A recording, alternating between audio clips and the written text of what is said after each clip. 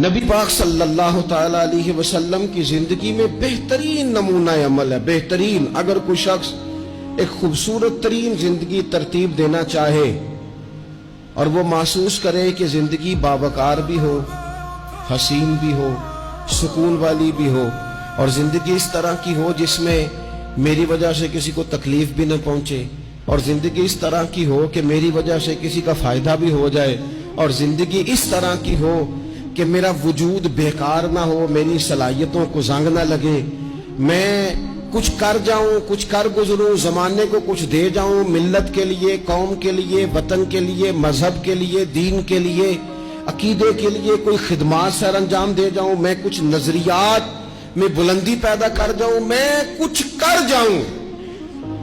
اگر کچھ چاہے کہ میں کچھ کر جاؤں تو لقد کان لکم فی رسول اللہ اسوۃ حسنہ، پھر اس کے لیے میرے نبی پاک کی زندگی ایک بہترین نمونہ ہے.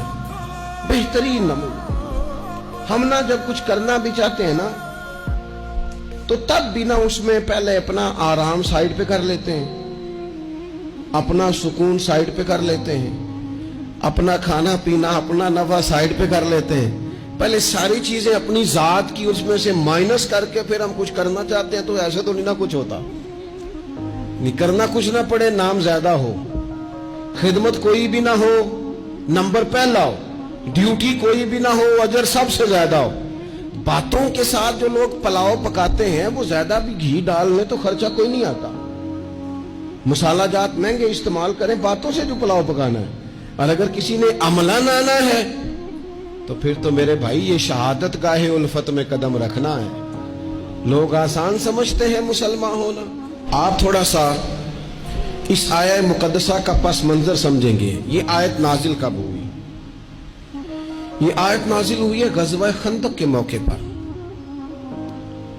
سارے عرب قبائل جمع ہو کے یک بارگی انہوں نے حملہ کر دیا مدینہ طیبہ.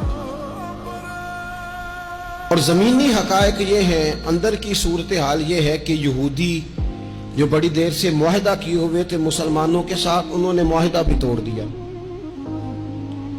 منافقین مدینہ طیبہ میں جو بڑا اظہار کرتے تھے ظاہری جملوں اور لفظوں کے ساتھ، وہ پیچھے ہو گئے. قحط کا زمانہ ہے، معاشی حالات بھی بڑے سخت ہیں. اب ان حالات میں سارے کا سارا عرب کفر جو ہے وہ جمع ہو کے آ گیا. اب حضور نے ان کے خلاف کھڑے ہونا ہے.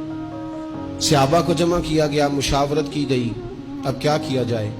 حضرت سلمان فارسی رضی اللہ تعالیٰ عنہ نے مشورہ دیا کہ یا رسول اللہ صلی اللہ تعالیٰ علیہ وسلم، ہمارے علاقے میں یوں ہوتا ہے کہ جب اس طرح کا معاملہ ہو تو خندق کھودی جاتی ہے، اس میں آگ جلائی جاتی ہے اور پھر دشمن سے مقابلہ کیا جاتا ہے. اب خندق کھودنی ہے اور اتنی بڑی کھودنی ہے کہ گھوڑا اس کو کراس نہ کر سکے، تو اس کے لیے بھی تو اسباب چاہیے.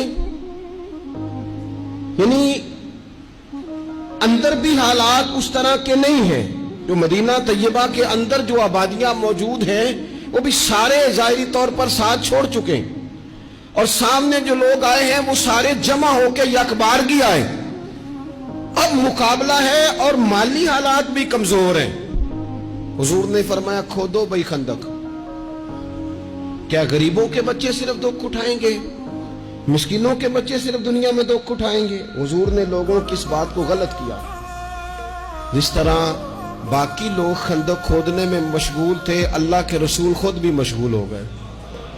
لوگ جیسے اندر سے مٹی اٹھا اٹھا کے خندق سے باہر لاتے تھے، نبی کریم بھی اٹھا کے باہر لاتے تھے. جتنی محنت دوسرے کر رہے تھے حضور اس سے ڈبل کر رہے. بلکہ صحابہ فرماتے ہیں درمیان میں کچھ ایسی چٹانیں آئیں جو ہم سے نہیں ٹوٹتی تھی، تو حضور نے فرمایا مجھے دونا تھوڑا، مجھے دونا اوزار، میں تمہیں توڑ کے دیتا ہوں. حضور نے باقاعدہ عملاً اس میں کام کیا. اور جب ہم نے کہا نا یا رسول اللہ ہم نے تو بھوک کی وجہ سے پیٹ پہ پتھر باندھے ہیں، تو حضور نے کپڑا ہٹا کے کہا تم نے اگر ایک باندھا ہے تو میں نے دو باندھے ہوئے ہیں. عملاً حضور نے حصہ لیا. ایک مہینہ پورا مدینہ طیبہ کا محاصرہ کیے رکھا کافروں نے، اور کڑاکے کی سردی، حالات اور طرح کے. ان سارے حالات میں یوں ڈٹ کے میرے رسول کریم نے مقابلہ کیا. यूं डट के मुकाबला किया कि वो जो आए थे ना महीना पूरे के लिए और सारे जमा होके आए थे, नतीजा ये निकला कि वो एक दूसरे को बुरा भला कहने लगे।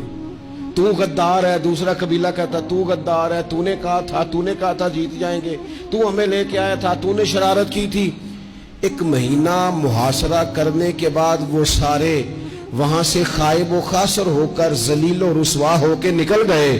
और इन सारे हालात में हुजूर यूं डट के खड़े हुए कि कमजोर पड़ने वाले लोगों से, परेशान रहने वाले लोगों से, छोटी छोटी बातों पर घबरा जाने वाली उम्मत से, और जरा जरा सी बातों पर टेंशन तारी कर लेना और काला जादू हो गया, नजर लग गई और फलाना आ गया और फलाने की वजह से ऐसा हो गया और फलाने ने मुझे यूं कर दिया और फलां की वजह से मैं कामयाब नहीं हो सका और फलाना मेरे साथ चलता। तो अल्लाह करीम ने इन सारी कमजोर बातें करने वाले हम जैसे लोगों को समझाया कि ये हालात देखो और मेरे रसूल का डटना देखो, और इन हालात में भी पूरे कुफर को भगा देने का अंदाज देखो।